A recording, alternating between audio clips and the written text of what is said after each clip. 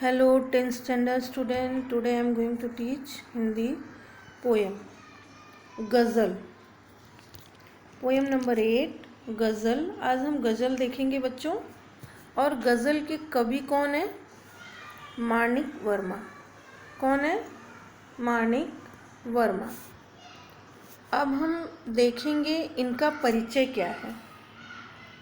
इनके परिचय में हम देखते हैं बच्चों, इनका जन्म 1938 उज्जैन मध्य प्रदेश में हुआ था।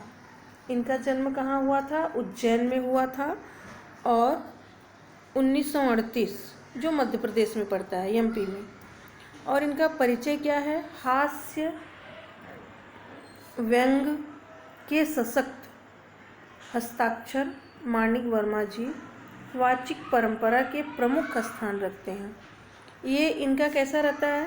हास्य भी रहता है, व्यंग भी रहता है, मतलब हंसने वाला भी इनका रहता है, और व्यंग वाला भी, जैसे जो कड़वी बातें बोल देते हैं वैसा वाला भी रहता है। और फिर इसके बाद आप व्यंग बड़े ही धारदार होते हैं। आपके व्यंग बड़े ही धारदार होते हैं। आपकी गज़लें बहुत ही प्रेरणादायी होती हैं। क्या बोला जा रहा है? उनका व्यंग जो होता है धारदार होता है, और गज़लें क्या होती हैं? प्रेरणादायी होती हैं। तो अभी इनकी प्रमुख कृतियाँ क्या है? गज़ल मेरी इबादत, गज़ल मेरी इबादत है, आखिरी पत्ता, गज़ल संग्रह, आदमी और बिजली का खंभा, आदमी और बिजली का खंभा, महाभारत अभी जारी है, मुल्क के मालिकों जवाब दो आदि। ये इनकी क्या है बच्चों? कृतियाँ हैं। अब हम देखेंगे पद्य संबंधी। इन्होंने पद्य के संबंध में क्या क्या दिया हुआ है वो हम देखेंगे, ठीक है। अभी देखो, प्रस्तुत गज़ल में अधिकांश शेरों में वर्मा जी ने हम सबको जीवन में निरंतर अच्छे कर्म करते हुए आगे बढ़ने के लिए प्रेरित किया है। मतलब अपने जीवन में हमेशा अच्छे काम करो, इसके लिए इन्होंने प्रेरित किया है। और गज़लकार ने संदेश देते हुए कहा है कि अपने रूप रंग से सुंदर दिखने के बजाय अपने कर्मों से सुंदर दिखना आवश्यक है। अब इसका मतलब आपको समझा होगा।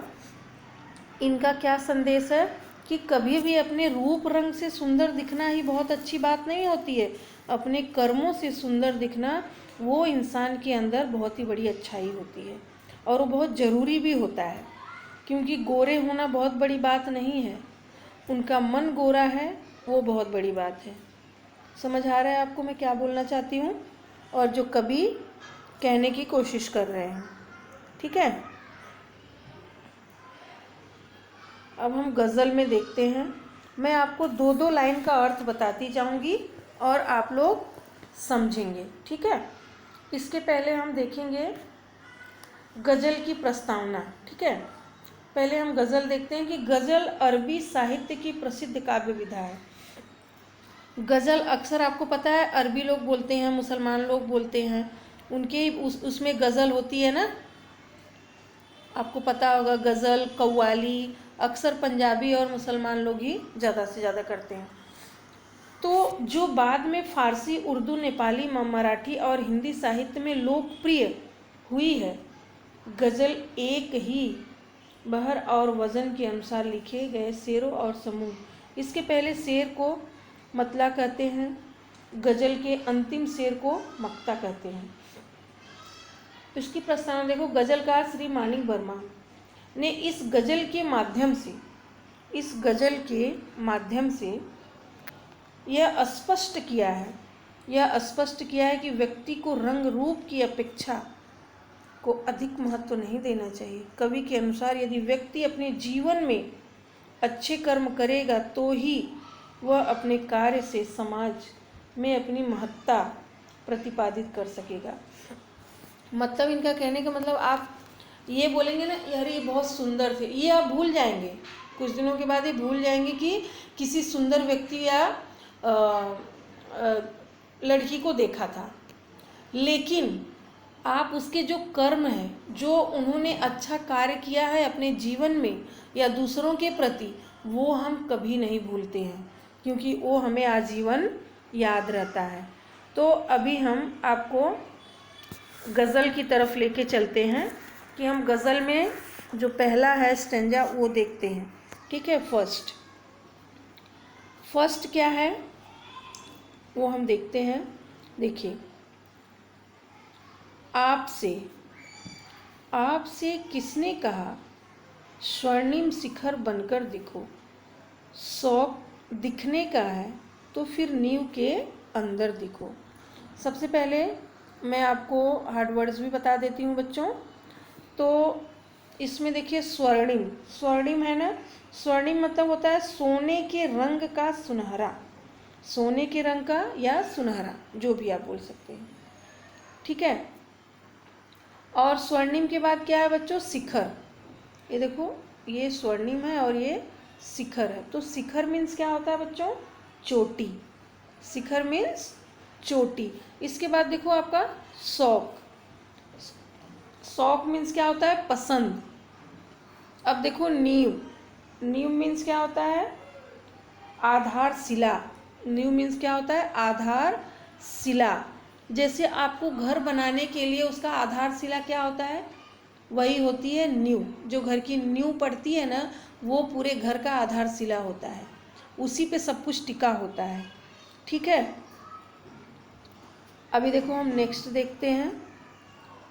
सबसे पहले मैं आपको वही बता रही हूँ, हार्ड वर्ड बता के ख़त्म कर देती हूँ, फिर आपको मैं अर्थ बताना स्टार्ट करूँगी। ठीक है, अब देखिए इसमें क्या है बेटा, गर्द। अब हम गर्द को देखते हैं।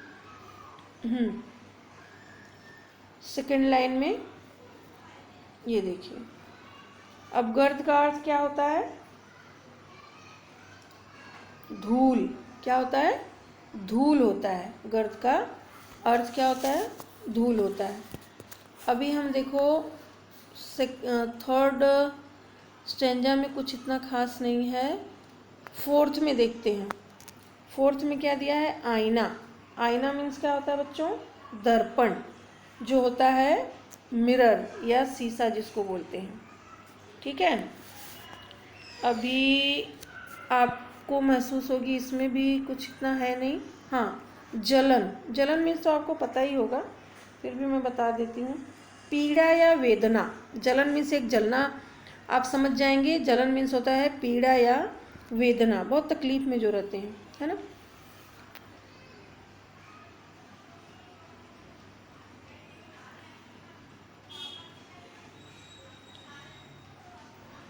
ये रहा आपका जलन, अंडरलाइन कर दिया मैंने।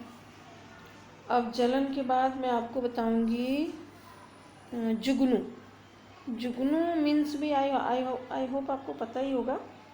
जुगनू मीन्स क्या है, रात में चमकने वाला एक कीट, जिसे खाद्योत भी कहते हैं, है ना। जुगनू आपने देखा होगा, जो चमचम चमचम करके चमकता है रात में। अब हम आपको बताएंगे धुंध। धुंध मीन्स क्या होता है, धुआं, कोहरा, है ना। धुंध मीन्स क्या होता है, धुआं, कोहरा। अब हम आगे बताते हैं आपको। हाँ, मर्यादा। देखिए, ये है मर्यादा। मर्यादा मीन्स होता है नियम या सीमा, उस नियम से चलना। अब आपको मैं बताऊंगी गर मीन्स क्या होता है, अगर। ओके, अब मैं आपको बता रही हूँ, ढूंढ रही हूँ, जो आपको टफ लगे वो मैं आपको बताती हूँ। ठीक है,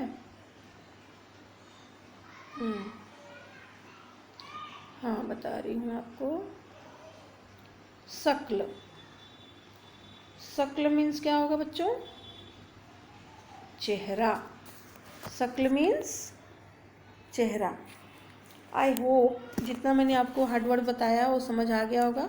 अब हम चलते हैं आपके मेन मुद्दे पोएम पे, जो दो लाइन का मैं आपको बताते जाऊंगी और आप सीखते जाएंगे। ठीक है, देखिए, आपसे किसने कहा स्वर्णिम शिखर बनकर दिखो, शौक दिखने का है तो फिर नींव के अंदर दिखो, है ना।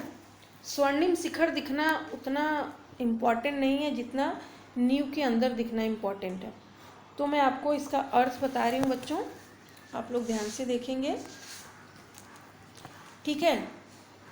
अब गज़लकार कहते हैं, गज़लकार कौन है? माणिक वर्मा। मतलब कवि कहते हैं कि व्यक्ति को सुनहरे रंग का शिखर बनकर दिखने में कुछ भी ज़रूरत नहीं है। मतलब कवि कहते हैं कि व्यक्ति को सुनहरे रंग का शिखर बनकर दिखना इतना ज़रूरी नहीं है। व्यक्ति को दिखावे की क्या ज़रूरत है? व्यक्ति को दिखावे की क्या ज़रूरत है? उसे तो अपने कर्म द्वारा स्वयं अपनी पहचान बनानी चाहिए। उसे क्या करना चाहिए? अपने कर्तव्यों द्वारा, अपने कर्म द्वारा स्वयं की पहचान बनानी चाहिए। यदि व्यक्ति को दिखावा करने का इतना ही शौक है तो उसे नींव के अंदर स्वयं को रख के देखना चाहिए। उसे किसके अंदर रख के देखना चाहिए? नींव के अंदर स्वयं को, खुद को रख कर देखना चाहिए। व्यक्ति को शिखर पर सुनहरी चमक की भांति दीप्तिमान होने के बजाय, सुनहरी चमक के भांति दीप्तिमान होने के बजाय नींव को मजबूत करने का कार्य करना चाहिए। क्या करना चाहिए? नींव को मजबूत करने का कार्य करना चाहिए। व्यक्ति कर्म से ही पहचाना जाता है, दिखावे से नहीं। मैं आपको सिंपल और सरल शब्दों में बता देती हूँ कि व्यक्ति अपने दिखावे से नहीं, अपने कर्म से जाना जाता है। आप इतना भी इसमें लिख देंगे तो भी आप सफल हो जाएंगे, ठीक है। दिखावा करना इतना ज़रूरी नहीं है जितना कि अपने कर्तव्यों द्वारा अपनी पहचान बनाना ज़रूरी है, ठीक है। इससे इतना भी आपने किया तो इनफ हो गया। अब हम चलते हैं सेकेंड स्टेंजा पे।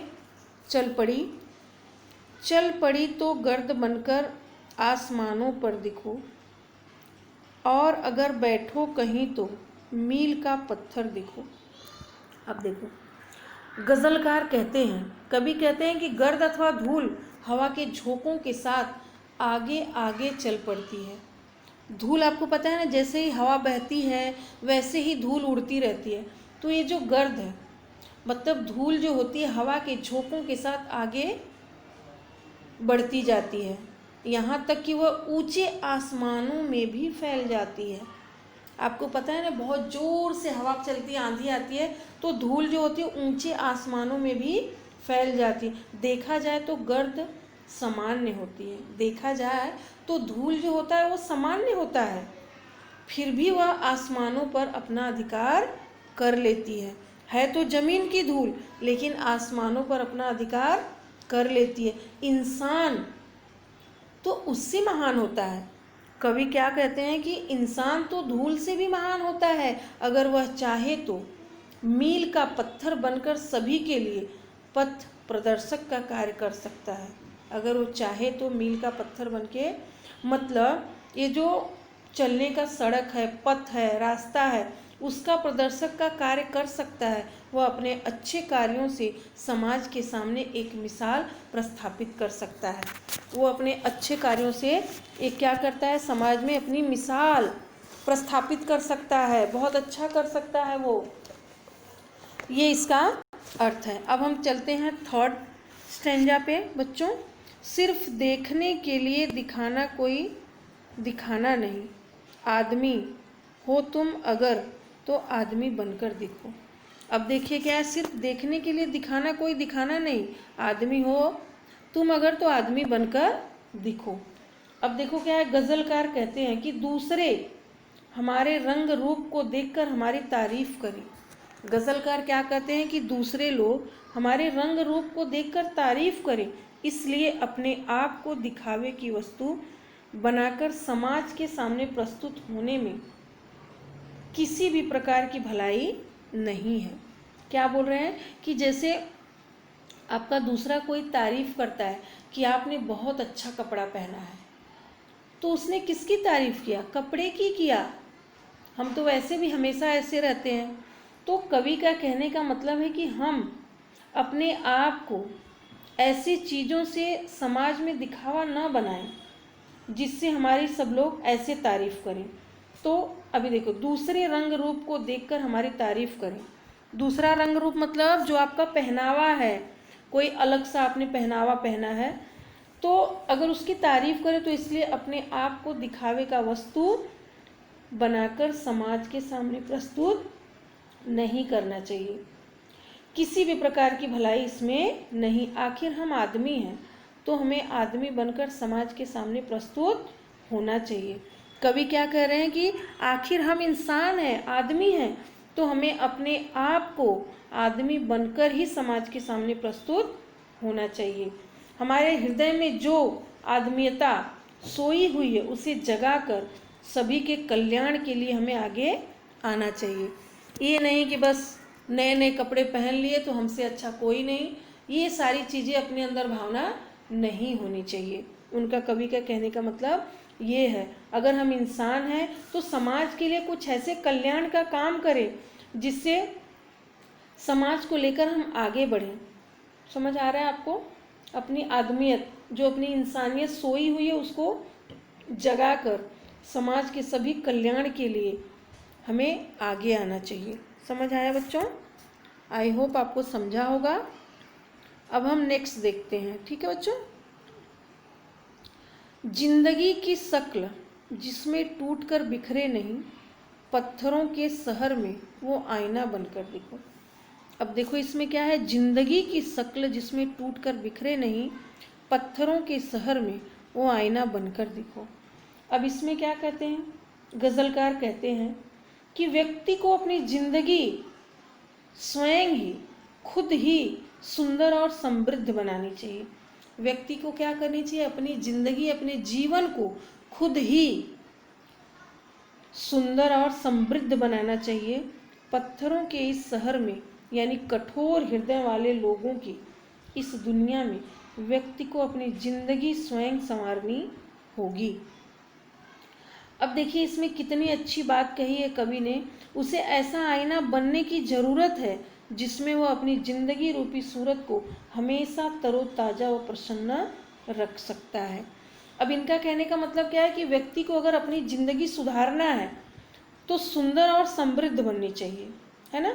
खुद को सुंदर भी बनाओ और समृद्ध, आगे बढ़ाओ, खुद को आगे बढ़ाओ और अपने मन को सुंदर रखो, आपकी सुंदरता अपने आप झलकने लगेगी। और पत्थरों के इस शहर में, मतलब ये जो हमारा शहर है ये पत्थर दिल वालों का है। यहाँ पे कोई किसी को नहीं देखता है, कोई किसी को नहीं सुनता है। बहुत ही कम लोग होते हैं जो ऐसे होते हैं कि सामने वाले को समझ पाते हैं और उनकी भलाई के लिए आगे बढ़ते हैं। तो कवि का यही कहने का मतलब है कि आपको आगे बढ़ना है समाज के कल्याण के लिए। तो इसके बाद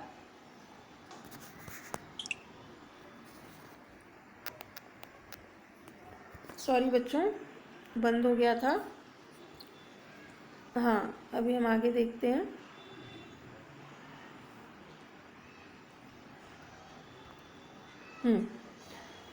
तो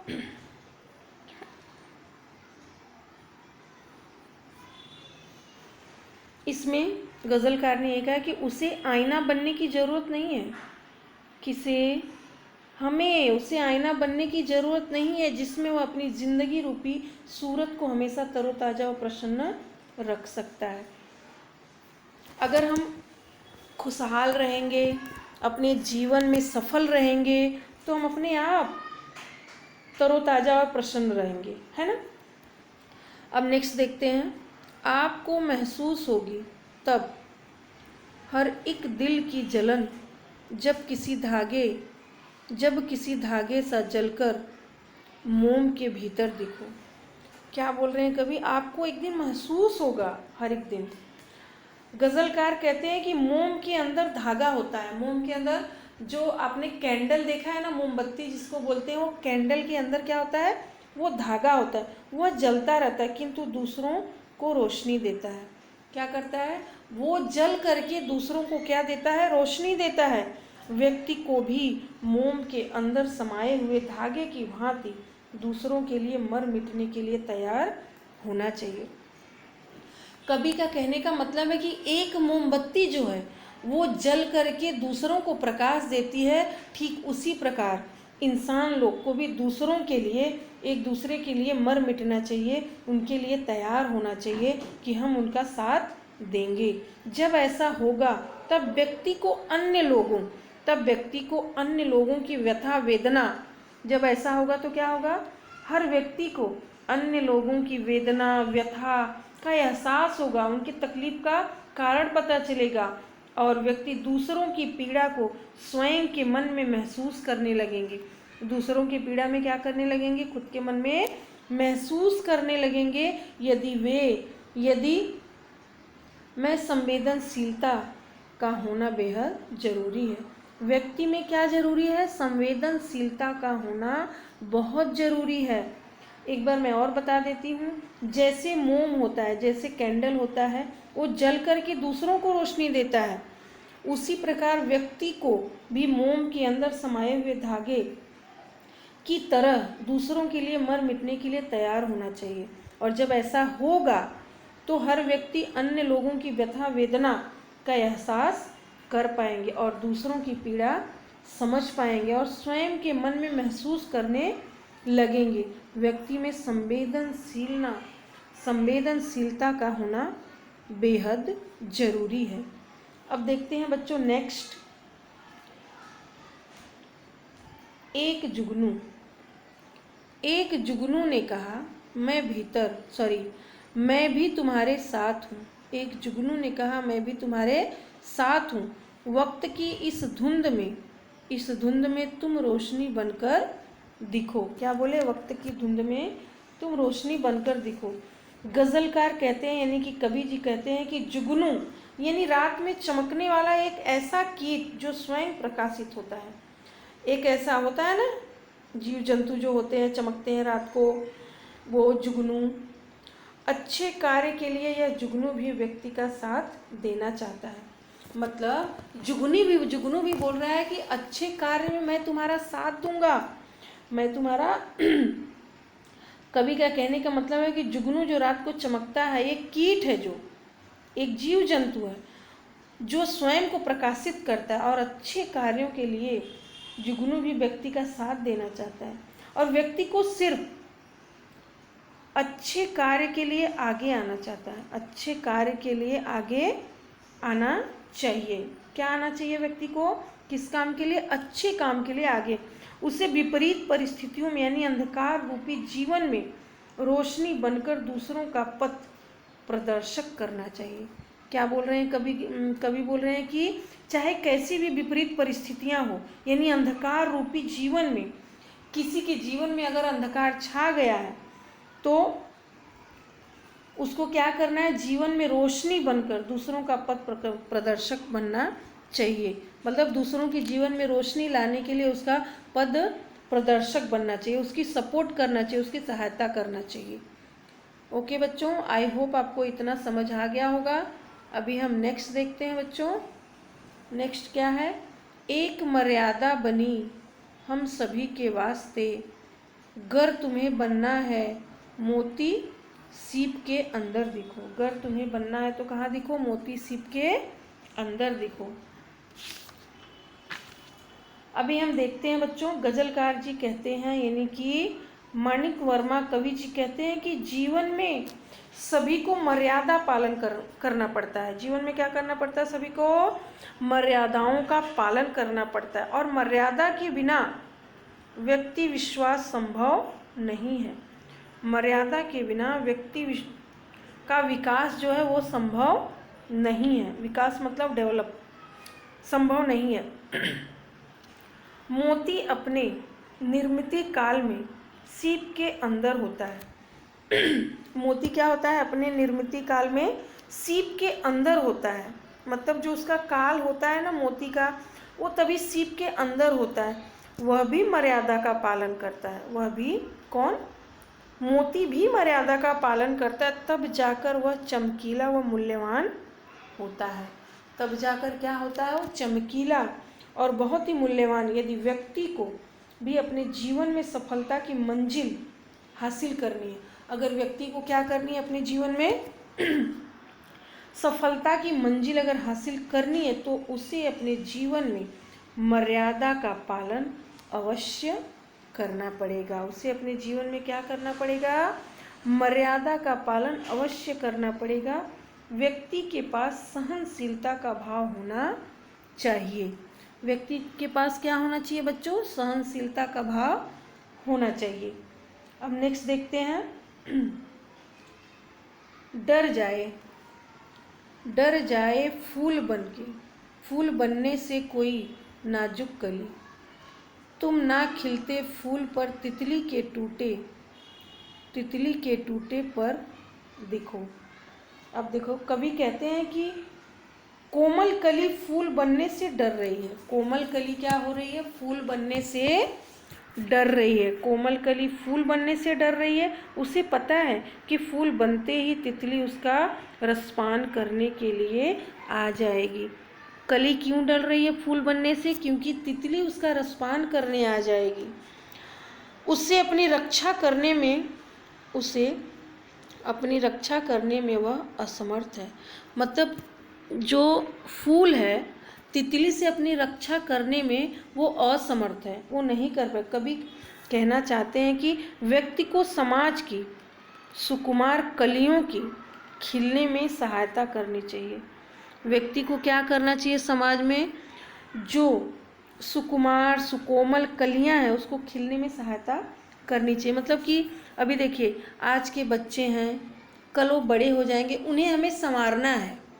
अगर हम उन्हें अच्छी राह पे लेके जाएंगे तो वो बच्चे आगे चल के बहुत ही अच्छा काम करेंगे, अच्छे व्यक्ति बनेंगे।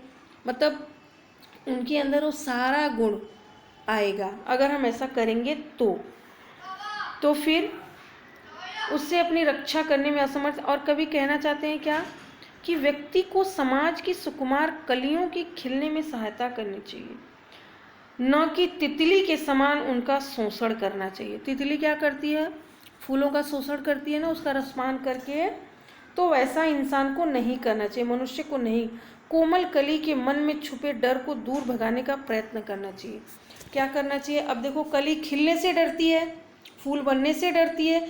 तो अब जैसे छोटा बच्चा है, वो कली के द्वारा हमें ऐसा समझाने की कोशिश कर रहे हैं कि अगर एक छोटा बच्चा है, वो स्कूल जा रहा है, वो डर रहा है, नहीं मैं नहीं जाऊंगा, मुझे टीचर मारेगी, मुझे सर मारेंगे, तो हमें क्या करना है? उस बच्चे के अंदर अच्छे अच्छे भाव लाना है, ताकि वो बच्चे के अंदर की जो डर है वो निकल जाए। नहीं बच्चा, आपको स्कूल जाना है, वहाँ पे बहुत अच्छे अच्छे लोग होते हैं, बहुत अच्छे टीचर होते हैं, आपको बहुत प्यार करेंगी। ऐसे ऐसे करके हम बच्चे को स्कूल की तरफ भेज सकते हैं। तो फिर बच्चा क्या करेगा? स्कूल जाने के लिए प्रेरित होगा और वो स्कूल जाना पसंद करेगा। अगर हम बच्चे को पहले ही डरा देंगे, नहीं नहीं स्कूल मत जाना, टीचर बहुत मारती है, तुझे स्कूल में बैठने नहीं देगी, ये वो दुनिया भर का ऐसे सब बता देंगे, तो बच्चा क्या हो जाएगा? डर जाएगा। तो ऐसा हमें नहीं करना चाहिए बच्चों के साथ, क्योंकि बच्चे बड़े ही सुकोमल दिल के होते हैं और उनके जो सुकोमल दिल की कलियां हैं, वो कली को हमें दबाना नहीं है, वो कली को क्या करना है बच्चों? उसको खिलाना है, खिलते हुए देखना है। जब वो कली फूल बन जाएगी तब जाके उसका संसार में अच्छा कार्य होगा। ठीक है, अब हम देखेंगे नेक्स्ट यानी लास्ट। कोई ऐसी शक्ल तो मुझको दिखे इस भीड़ में, मैं जिसे देखूं उसी में तुम मुझे अक्सर दिखो। अब देख, गज़लकार कैसे कहते हैं? कोई ऐसी शक्ल तो मुझको दिखे इस भीड़ में, मैं जिसे देखूं उसी में तुम मुझे अक्सर दिखो। गज़लकार कहते हैं, मानिक वर्मा जी कहते हैं कि दुनिया की इस भीड़ में कोई तो व्यक्ति है, कोई तो व्यक्ति मुझे ऐसा मिले जिसमें मुझे ईश्वर के दर्शन हो। क्या बोल रहे हैं? कि कोई व्यक्ति मुझे ऐसा मिले जिसमें मुझे किसके दर्शन हो? ईश्वर के दर्शन, अर्थात जिसके सत्कर्म देखकर मुझे ईश्वर की याद आ जाए। मतलब कभी कहते हैं कि मुझे जीवन में कोई एक ऐसा, जीवन में मेरे या बहुत भीड़ में मुझे कोई ऐसा व्यक्ति दिख जाए जिसके सत्कर्म बहुत अच्छे हैं, जो ईश्वर के समान हो, जो मनुष्य के रूप में देवता हो, जो मनुष्य के रूप में देवता हो। अब देखिए, श्री राम जी का जन्म जब अवतार हुआ था राम के रूप में, विष्णु का अवतार राम के रूप में जब हुआ था, तो क्या वो भगवान बनकर आए थे? वो एक इंसान बनकर आए थे, वो मानव रूप में थे, लेकिन मानव रूप में उन्होंने ऐसे काम किए हैं कि वो भगवान के रूप में उनको प्रदर्शित किया गया है, भगवान उनको माना गया है ना। उन्होंने मतलब मनुष्य का रूप ही धारण किया था ना, फिर उन्होंने अपने कर्तव्यों से वो भगवान बन गए, है ना। उनके अंदर वो कलाएं थी क्योंकि वो भगवान का ही रूप थी, लेकिन वो मानव के रूप में थे। तो यह दुनिया बड़ी स्वार्थी है ना। जो मनुष्य के रूप में देवता हो, यह दुनिया बड़ी स्वार्थी है, पर इस स्वार्थी दुनिया में भी निस्वार्थ भाव लोगों की सेवा करने वाले लोग मौजूद हैं। देखिए, ये दुनिया सच में बड़ी स्वार्थी है, लेकिन ऐसे लोग भी पड़े हैं जो निस्वार्थ सेवा करते हैं, उनको किसी चीज़ की लालच नहीं होती है और वो अपने कर्म करते जाते हैं। जो अपने कर्मों से इंसान नहीं भगवान है ना। रहता मानव है, लेकिन उसके कर्म जो होते हैं वो भगवान वाले होते हैं। अब भगवान ने हमें जो धरती पे भेजा है, क्या वो हमारे लिए बहुत कुछ नहीं करते हैं? करते हैं। अब उनको हमसे क्या मिलता है? कुछ मिलता है? नहीं। बस अगर हम श्रद्धा रखें तो ठीक है, नहीं रखें तो वो भी ठीक है ना। भगवान लेकिन हमें कुछ बोलते हैं? नहीं बोलते हैं। तो एक बार मैं और आपको बता देती हूँ लास्ट लाइन का। कभी कहते हैं कि दुनिया की इस भीड़ में कोई व्यक्ति मुझे ऐसा मिले जिसमें ईश्वर के दर्शन हो, जिस व्यक्ति को देखते मुझे ईश्वर के दर्शन हो, अर्थात जिसके सत्कर्म देखकर मुझे ईश्वर की याद आ जाए, जिसके मतलब सत्कर्म जैसे अच्छे कर्म, अच्छे गुण, अच्छे विचार देखकर मुझे ईश्वर की याद आ जाए, और जो मनुष्य के रूप में देवता हो। यह दुनिया बड़ी स्वार्थी है, पर इस स्वार्थी दुनिया में कोई निस्वार्थ व्यक्ति जो लोगों की सेवा करने वाले लोग मौजूद हैं। मतलब जो एक निस्वार्थ व्यक्ति है, जो लोगों की सेवा करता हो निस्भाव से, जो अपने कामों में इंसान नहीं भगवान है, जो अपने क्या है काम जो करता है वो देखकर लगता है कि वो इंसान नहीं भगवान है। देखो, गज़ल मेरी इबादत से है। और देखिए बच्चों, अभी आपका आ गया शब्द संसार, और ये आपको पोयम आई होप समझा होगा, क्योंकि मैंने 2 लाइन का अर्थ आपको बताया है। तो आप वीडियो को 1 से 2 बार नहीं तो 3 बार आप देखिए, ताकि आपको पोयम समझ में आ जाए। और शब्द संसार आपको होमवर्क में करना है। अब देखो, ये जो दिया सूचना के अनुसार कृतियाँ कीजिए, ये सारी चीज़ें आपको होमवर्क में करना है, क्योंकि ये बड़े बड़े हैं तो मैं आपको इतना नहीं बताऊँगी, ठीक है। मैं आपको होमवर्क में भेज दूँगी, तो आप लोग अपना कर लीजिएगा, ठीक है बच्चों। ओके बच्चों, थैंक यू।